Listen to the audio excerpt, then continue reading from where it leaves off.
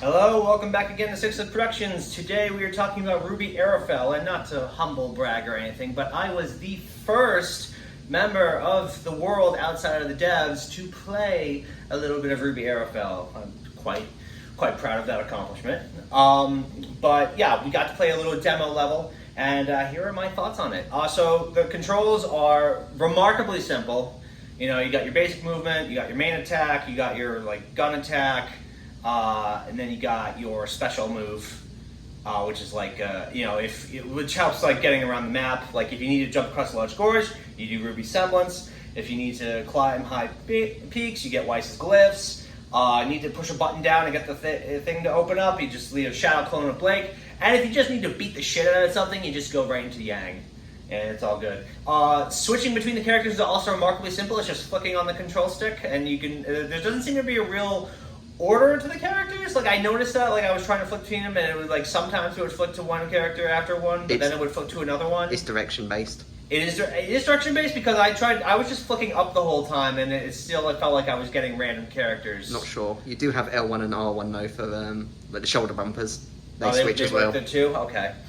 They have a leveling up system much like RWBY Eclipse did. I didn't really do too much with it because I was just kind of focused on the main action. Chad, our cameraman, he had a little bit more experience with that stuff. So, do you have anything you want to add to that? Hidden chests that give you skill points for upgrading characters. Right. If you've played any platformer game, it's fairly straightforward on searching for them.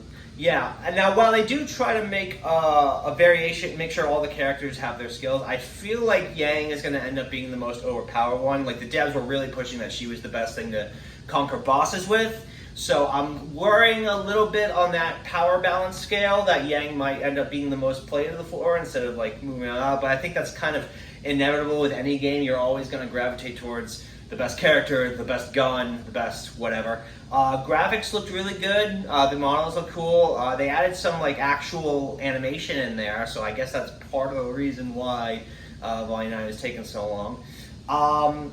Boss fights are remarkably simple. It's just beat the enemy until it goes down. I didn't really even see a health bar. It is a tutorial level though. It is a tutorial level, so that's probably it. Yeah. It's basic enemies are just Graham. Your aura is linked to your rifle, your rifle shots, and you can get it back by defeating enemies and collecting the orbs from that. Let's see, am I missing anything? It sounds like it's about it. Overall, I feel like this game should have been. This game is what RWBY Eclipse should have been. You know, it's got a story. Clearly, got a story it wants to tell. The combat is remarkably straightforward, and it doesn't rely on all the convoluted combos that RWBY Eclipse tried to force itself in there. The Grim variety. Grim actually, there's the Grim variety now instead of just the lizard ones.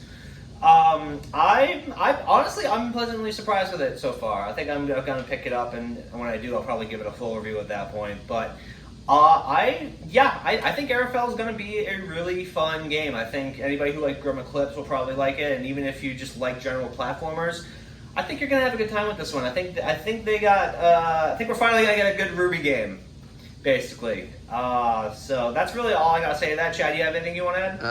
Not really. Okay. All right. Well, that's probably the last video I'm going to post for RTX. So thank you all for watching this weekend. Hope you've all enjoyed it, and I'll see you with the next review. Bye-bye.